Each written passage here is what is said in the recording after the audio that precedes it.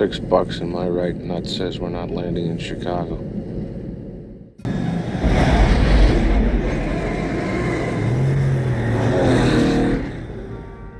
Planes, Trains, and Automobiles isn't just one of the greatest Thanksgiving comedies ever made. It's also a movie with some seriously strange behind-the-scenes secrets. Did you know that Steve Martin's famous car rental meltdown was the reason the movie got slapped with an R rating? Oh, and John Candy? He once ordered $1,000 worth of room service for the cast and crew. Here are 10 weird facts you might not know. And stay for the bonus if you want to hear some even funnier John Candy goofiness. We'd have more luck playing pickup sticks with our butt cheeks than we will getting a flight out of here before daybreak. You're saying I could be stuck in Wichita? I'm saying you are stuck in Wichita. Number 1. John Hughes initially envisioned Tom Hanks playing Neil Page and John Travolta as Del Griffith. Hanks was unavailable due to commitments with the film Big, and Travolta's recent string of box office disappointments made the studio wary of casting him. Other actors in the conversation included Rick Moranis for Neil and John Goodman for Del. Look, I don't want to be rude, but I'm not much of a conversationalist, and I'd really like to finish this article. A friend of mine wrote it. You know, nothing grinds my gears worse than some chowderhead who doesn't know when to keep his big trap shut. If you catch me running off with the mouth, just give me a poke in the chops. Number 2. Michael McKean appears in the film for barely 90 seconds, portraying the state trooper who pulls over Neil and Del. Despite his very limited screen time, he earns fourth billing just after the stars, an unusual contractual uplift for such a minor role. The billing choice speaks to the quirky humor of the production and Hughes's fondness for including recognizable faces, even for fleeting cameos.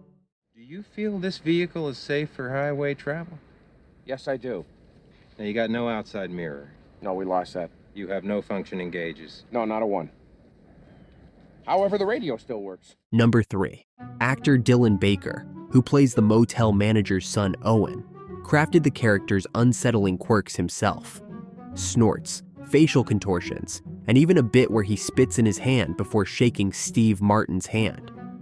This was not scripted, but a deliberate choice to elicit a genuine, visceral reaction from Martin, who, true to life, looked disgusted right on camera. Are you Gus's son? I'm Owen. This is Neil Page from Chicago. Hi. Pleased to meet you both. Number 4. Troy Evans, cast as the truck driver, expected a quick one-day shoot, but snow delays and production chaos kept him on hold across 11 different cities. He finally filmed his single line 51 days later. The silver lining? His paychecks accumulated enough to afford a down payment on his first house, a life-changing outcome for such a tiny role. Well, if we can't sit up there, where are we supposed to ride? Beats walking, huh? Moving now. Number 5. Edie McClurg's character, the chirpy rental agent, became iconic in part because of improvisation. Hughes encouraged her to riff on Thanksgiving preparations, while Martin fumed in character. The lines stayed in the final cut, adding a slice of realism to her Midwest character. Oh, Jean Marie, you're a stitch. No, Mom's gonna do the turkey. Yeah, well, I'll see you tomorrow then. Gobble, gobble. Oh, bye-bye. Welcome to Marathon. May I help you? Yes. How may I help you? Number 6.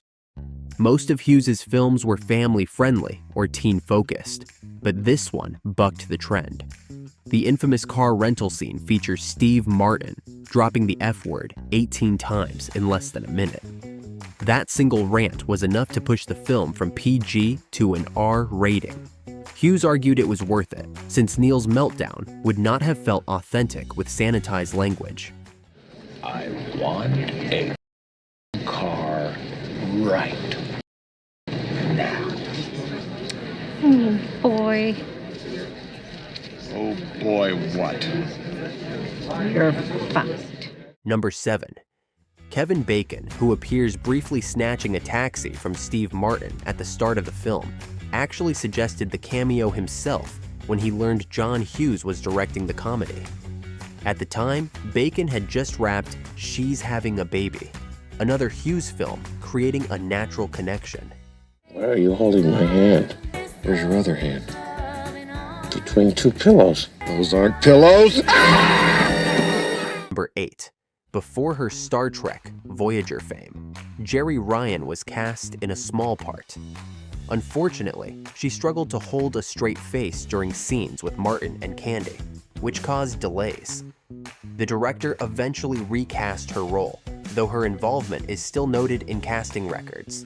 It's one of those tiny Hollywood footnotes that shows even future stars can stumble early on.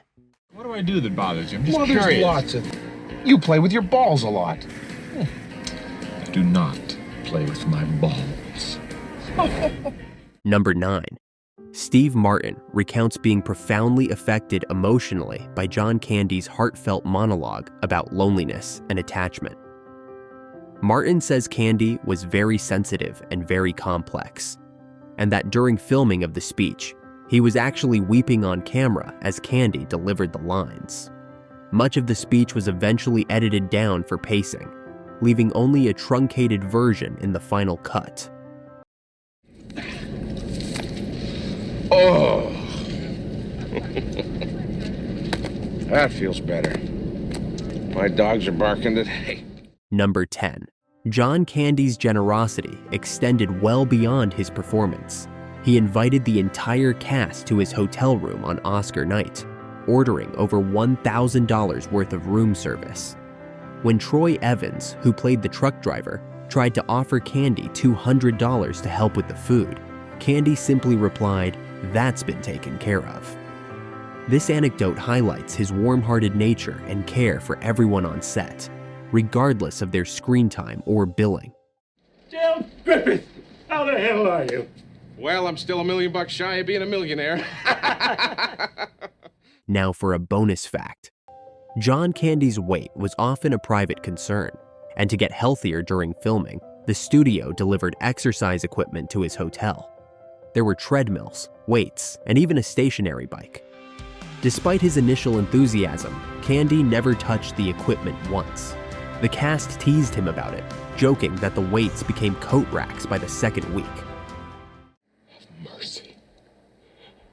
I've been wearing the same underwear since Tuesday. I can vouch for that. $17 and a hell of a nice watch.